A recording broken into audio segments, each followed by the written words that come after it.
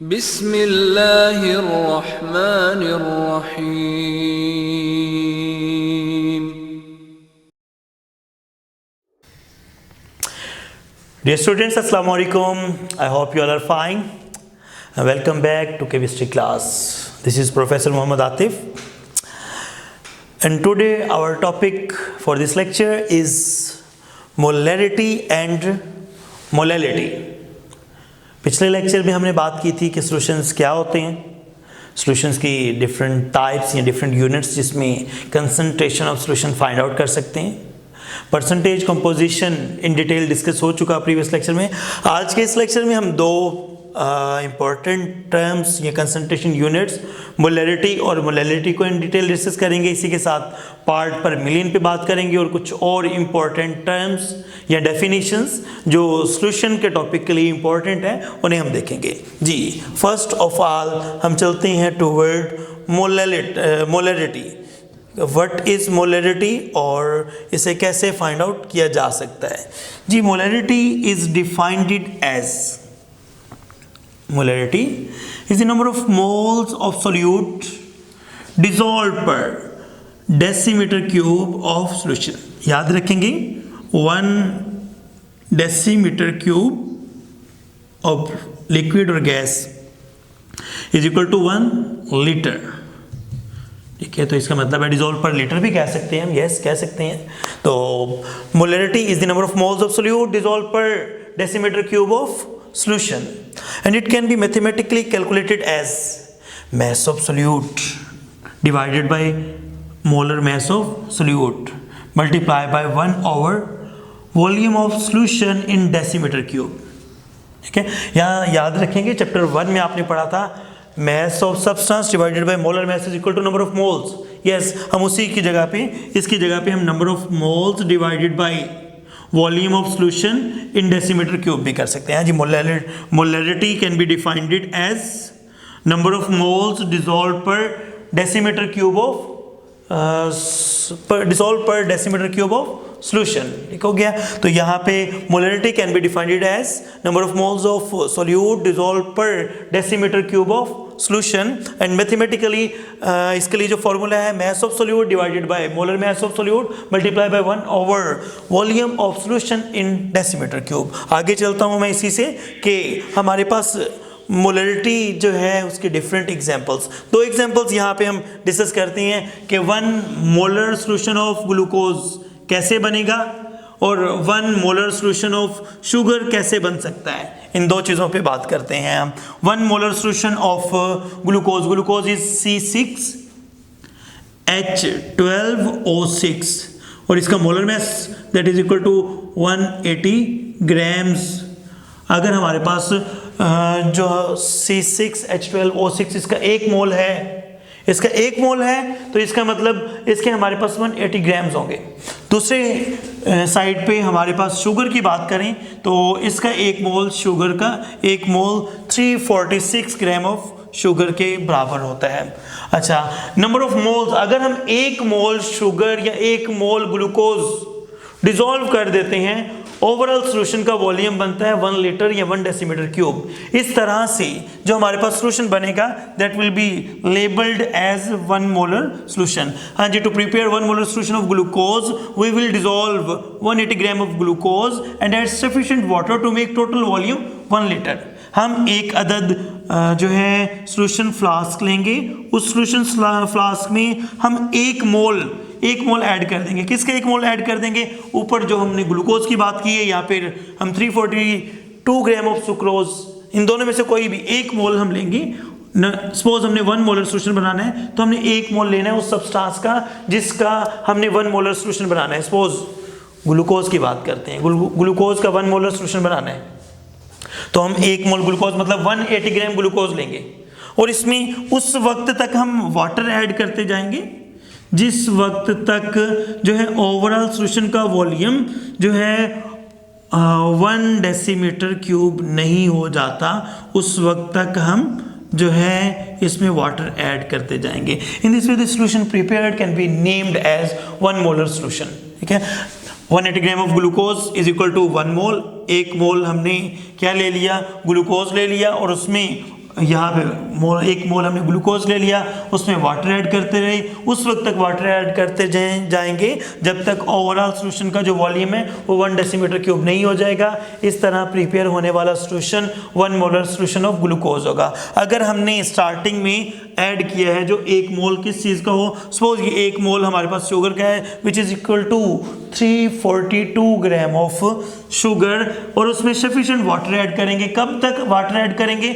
जब तक सॉल्यूशन का टोटल वॉल्यूम 1 डेसीमीटर क्यूब जिसे 1 लीटर कहते हैं नहीं हो जाता। इस तरह बनने वाला solution 1 molar solution of glucose या 1 मोलर सॉल्यूशन ऑफ शुगर के नेम से जाना जाएगा। ठीक है, आगे चलता हूँ मैं। और नेक्स्ट हमारे पास है molarity of a solution find out करनी है which containing 20.7 gram of K2CO3 potassium carbonate है dissolve per 500 centimetre cube of solution. Solution क्या हमें 2 चीज़ें बता दी गई हैं। हमें कहा गया है मोलरिटी फाइंड आउट करें, हमें बता दिया गया है कि इसमें सोल्यूट जो है उसका मैस बता दी गई स्मॉल है, मोलर मैस हम खुद से इसका कैलकुलेट कर लेंगे, और हमें वॉल्यूम ऑफ सॉल्यूशन बता दी गई। तो पहली बात, मैस ऑफ सोल्यूट कितने हैं? 20.7 gram. Molar mass K2CO3 potassium carbonate जो है दैट इज इक्वल टू 138। आप खुद से कैलकुलेट कर सकते हैं, चैप्टर नंबर 1 में सिखाया गया है आपको। आगे बात करता हूँ volume of solution. Volume of solution कितना बताया गया? 500 सेंटीमीटर क्यूब। 500 सेंटीमीटर क्यूब को हमने डेसीमीटर क्यूब में कन्वर्ट करना है। क्यों? अभी जो फॉर्मूला बताया था उसमें volume of solution in decimetre cube था, तो सेंटीमीटर क्यूब को डेसीमीटर क्यूब में कन्वर्ट करने के लिए 1000 से डिवाइड करेंगे तो ये बन जाएगा 0.5 डेसीमीटर क्यूब। 3 चीजें थी, mass of solute molar divided by molar mass multiply by 1 over volume of solution in decimetre cube. इसको मैथमेटिकली सॉल्व करेंगे तो हमारे पास मोलरिटी जो है वो निकल आएगी, और वो कैलकुलेटर यूज करते हुए ये हमारे पास फाइनल आंसर आएगा 0.3 मोलर। जी, इस तरह से आप मोलरिटी फाइंड आउट कर सकते हैं किसकी? K2CO3, अगर आपको उसका गिवन मैस बताया गया हो कि कितने ग्राम्स जो हैं हमारे पास सोल्यूट है। आगे बात करता हूँ दूसरी टर्म जो मैंने बात की थी, molality. What do you mean bye molality? Define molality and what is mathematical formula used for it? तो molality can be defined it as, it is not molarity, molality। ठीक है, स्पेलिंग देख लेंगे यहाँ पे MOLALITY, molality पढ़ेंगे इसे। Number of moles of solute dissolved इन 100 ग्राम या डिसॉल्व पर kg ऑफ दी सॉल्वेंट। ऊपर वाले जितनी भी बात की थी हमने वो सारी डिसॉल्व पर सॉल्यूशन की बात कर रहे थे। अब हम बात करें डिसॉल्व पर केजी ऑफ दी सॉल्वेंट। यहाँ पे सॉल्वेंट का वर्ड आना है, ये बात नहीं बोलनी है आपने। ठीक है, यहाँ पे अगर सॉल्यूशन लिख दिए तो आपकी स्टेटमेंट गलत हो जाएगी। Number of moles of solute dissolve पर केजी या डिसॉल्व पर 1000 gram of solvent is called molality. ठीक है, अब मोलैलिटी के लिए mathematical formula, number of moles, तो मोल्स कैसे निकालते हैं? Given mass of substance over molar mass, इसे मल्टीप्लाई कर देंगे मास ऑफ सॉल्वेंट इन केजी। अच्छा, एक और सिंपल कर देंगे इस फॉर्मूला को, इस पूरे की जगह हम नंबर ऑफ मोल्स लिख सकते हैं। Yes, number of moles per KG आ जाएगा, ये number of moles of substance per KG mass of solvent in KG. इस मैथमेटिकल फॉर्मूला के जरिए आप इसको फाइंड आउट कर सकते होंगे। आगे चलता हूँ, डिफरेंट मोलर एग्जांपल्स की बात करते हैं कि अगर हमें बनाना है क्या चीज, one molar solution of sugar and 1 molar solution of glucose, ये हमने बनाना है। कैसे बनाएंगे? तो सिंपली हम 1 मोल ग्लूकोज लेंगे, 1 मोल ग्लूकोज को हम 1000 ग्राम ऑफ वाटर में ऐड कर देंगे। 2 चीज़ें कि हमने डाली है, 1 मोल हमने पहले क्या ले लिया, ग्लूकोज सॉल्यूशन 1 मोल बनाना है तो 1 मोल ग्लूकोज ले लिए। 1 मोल ग्लूकोज 180 ग्राम के बराबर होता है। फिर किस में लेंगे? ये हम वही जो पहले बात कर रहा हूँ बार बार कि हम एक सॉल्यूशन फ्लास्क यूज़ करेंगे। इस सॉल्यूशन फ्लास्क में 180 ग्राम हमने ऐड कर दिया है ग्लूकोज। अच्छा, ग्लूकोज 180 ग्राम ऐड करने के बाद इसमें वाटर ऐड करेंगे, और वाटर उस वक्त वाटर कितना ऐड करना है? हमने 1000 ग्राम ऑफ वाटर ऐड करना है। अब ये नहीं, total volume of solution is not in concern, total volume कितना होगा ये हमारा कंसर्न नहीं है। हमारा कंसर्न है कि 1 ग्राम या जितने मोलर सॉल्यूशन बनाना है उतने मोल सोल्यूट के ऐड करके उसमें 1 लीटर या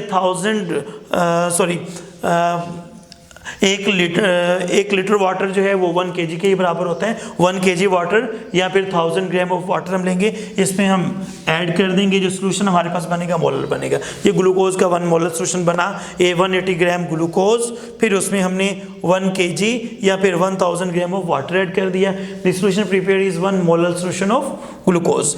ऐसे ही सुक्रोज का होगा 1 मोल सुक्रोज, फिर उसमें 1000 ग्राम वाटर ऐड कर देंगे, जो सोल्यूशन बनेगा 1 मोलर सोल्यूशन ऑफ सुक्रोज हो जाएगा।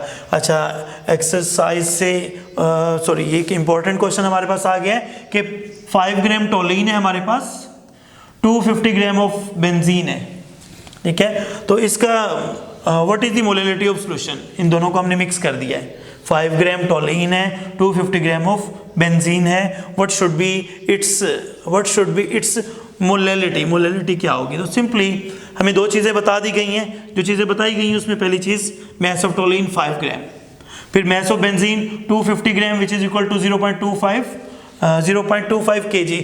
250 ग्राम को किलोग्राम में कन्वर्ट करेंगे, 1000 पे डिवाइड करेंगे तो ये हमारे पास बन जाएगा 0.25 kg।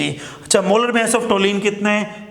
हमारे पास टोलिन में 7 कार्बन होते हैं, C7H8 ये इसका मोलिकुलर फॉर्मूला है। 7 कार्बन और 8 हाइड्रोजन ऐड करेंगे 92 ग्राम। हमें 3 चीज़ें पता चल गई, मैस ऑफ सोल्यूट और मैस ऑफ सॉल्वेंट पता चल गया है, और तीसरी चीज़ मोलर मैस ऑफ सोल्यूट भी पता चल गया है। Mass of solute, molar mass of solute multiply bye 1 over number of kg of the solvent put किया है, तो मैथमेटिकली कैलकुलेटर यूज करते हुए आप जो है 0.217 पे आंसर निकाल सकते हैं। तो क्वेश्चन था कि आपने 5 ग्राम टोलिन 250 ग्राम ऑफ बेंजीन में ऐड कर दिया है, 5 ग्राम टोलिन 250 ग्राम ऑफ बेंजीन के अंदर ऐड कर दिया है। तो इस तरह से हमारे पास जो सोल्यूशन बनेगा उसकी मोलैलिटी कितनी होगी। तो हमें मैस ऑफ सोल्यूट पता था, मैस ऑफ सॉल्वेंट पता था, लेकिन वो यहाँ पे ग्राम्स में गिवन था, हमने उसे केजी में कन्वर्ट कर लिया और मैथमेटिकली सॉल्व करते हुए जो ऊपर मैथमेटिकल इक्वेशन दी थी उसमें वैल्यूज पुट की, फाइनली हमारे पास ये चीज़ आ गई है।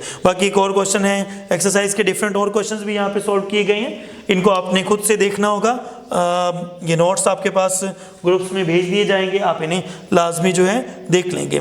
मैं चलता हूँ नेक्स्ट, जो हमारे पास पार्ट पर मिलियन और मोल फ्रैक्शन है उसको हम डिस्कस कर लेते हैं। लेकिन उससे पहले कुछ वेरी इंपॉर्टेंट क्वेश्चंस हैं कि जस्टिफाई दैट, 2 इंपॉर्टेंट क्वेश्चंस जिनको हम यहाँ पे डिस्कस करेंगे। उनमें से पहले नंबर पे है जस्टिफाई दैट, क्वेश्चन की statement, justify that the concentration in term of molality is independent to temperature but molality is dependent to the temperature. Important question, ये 5 टाइम प्रीवियस बोर्ड में भी आया हुआ है, मतलब पिछले 5 सालों में मॉर्निंग इवनिंग और इन पेपर्स की बात करें तो 5 दफ़ा ये क्वेश्चन आया है कि जो टर्म ऑफ मोलैलिटी है that is independent to the temperature, मतलब कि जो मोलर सोल्यूशन बनाया वो होगा उसको अगर हम हीट करेंगे तो उसके ऊपर, उसकी मोलैलिटी के ऊपर कोई भी फ़र्क नहीं पड़ेगा, लेकिन जो मोलर सोल्यूशन है उसको अगर हीट करेंगे तो वो डाइल्यूट हो जाएगा या कुछ ना कुछ उसकी मोलैलिटी चेंज होगी। आप कैसे इस बात को एक्सप्लेन कर सकते हैं? तो सिंपली हम दोनों चीज़ों को अलग-अलग देखते हैं। पहले यहाँ पे नंबर फर्स्ट है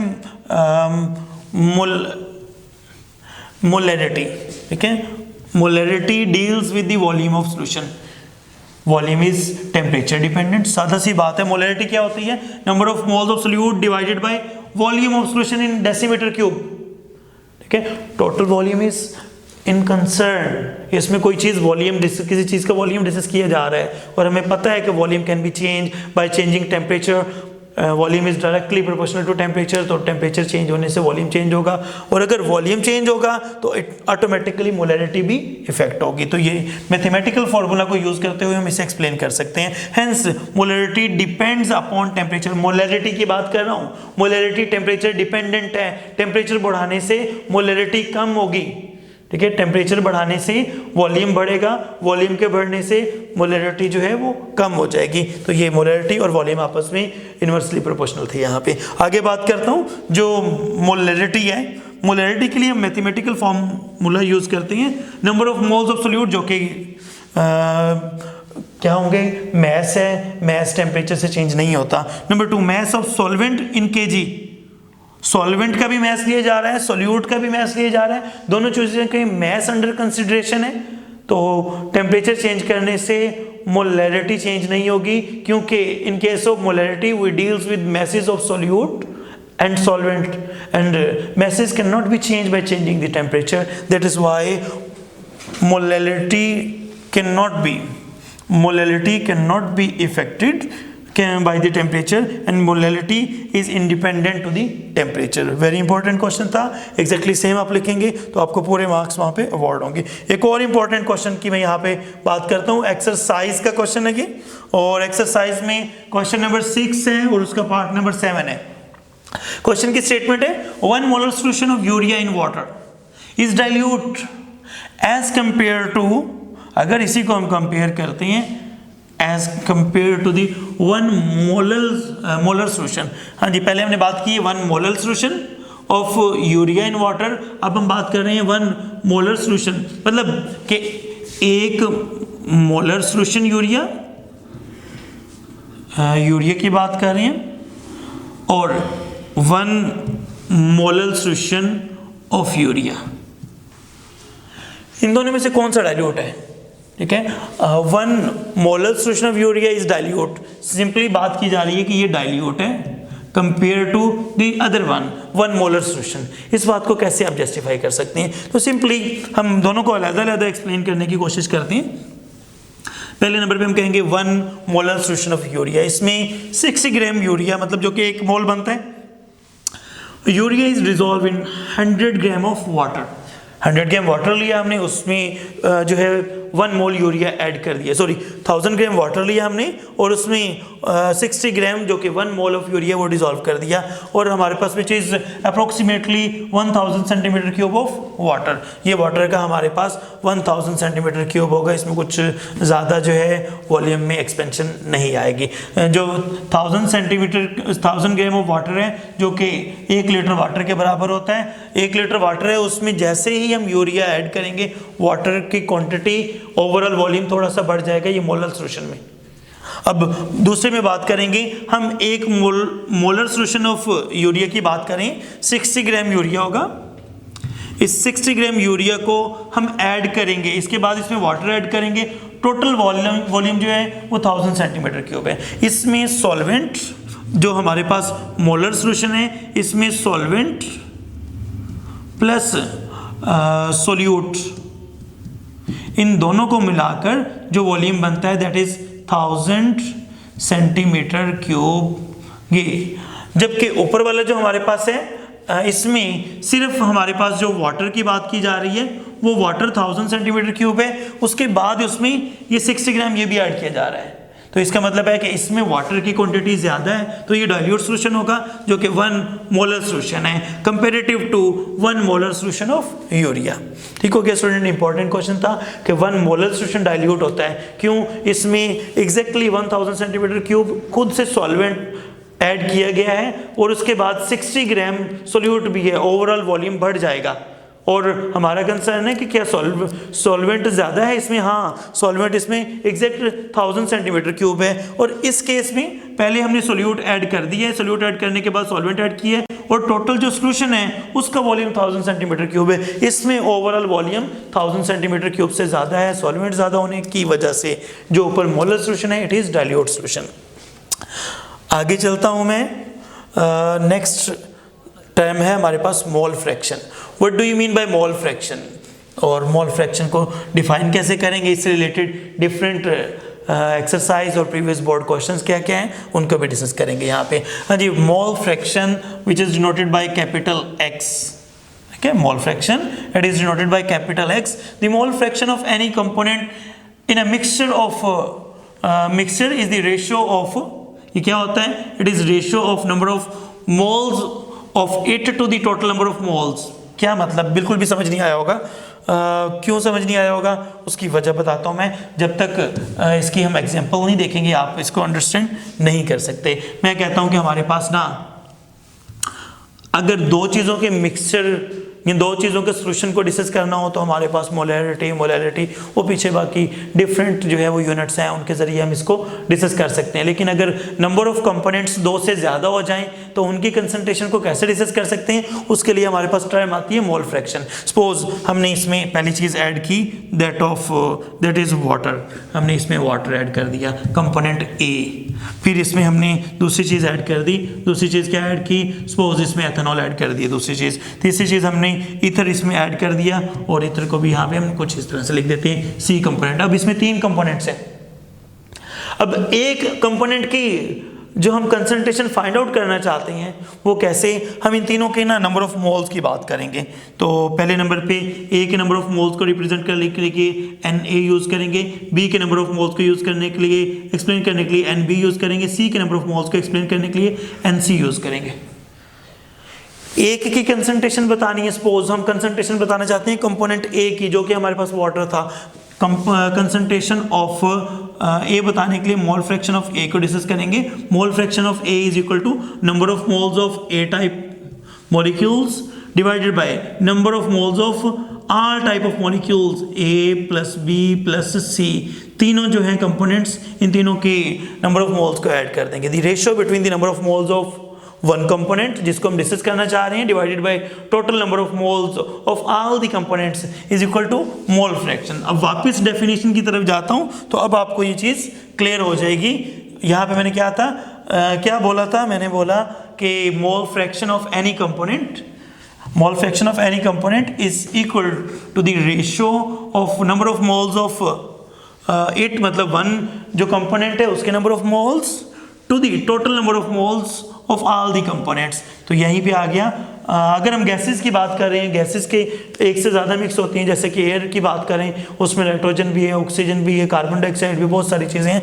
तो अगर किसी एक गैस की मोल फ्रैक्शन निकालना चाहते हैं तो एक गैस के number of moles divided by total number of moles, इस तरह हम यूज़ करेंगे तो हमारे पास मोल फ्रैक्शन आ जाएगा। सपोज ए कंपोनेंट के मोल फ्रैक्शन निकालना है, number of moles of a component divided by total number of moles. Suppose B type substance है, उसके नंबर ऑफ मोल्स निकालना चाहते हैं, number of moles of B substance divided by total number of moles. Same C type substance है, उसके number of moles को discuss करना चाहते हैं, नंबर ऑफ मोल्स उसके मोल फ्रैक्शन को डिस्कस करना चाहते हैं तो number of moles of C substance divided by total number of moles. तो इस तरह से हम ए बी सी सारे कंपोनेंट्स के मोल फ्रैक्शंस को एक्सप्लेन कर सकते हैं।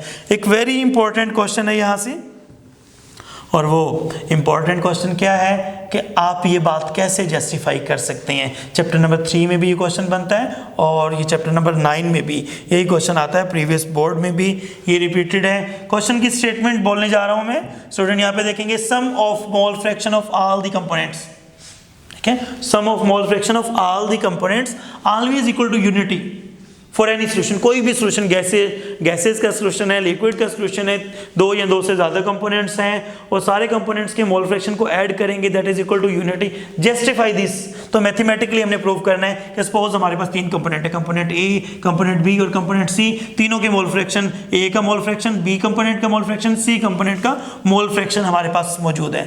तीनों को हम ऐड कर देंगे। कहा गया कि sum of all the mole fractions, तीनों को सम कर देंगे, mole fraction of A B और सी तीनों को ऐड कर दिया है।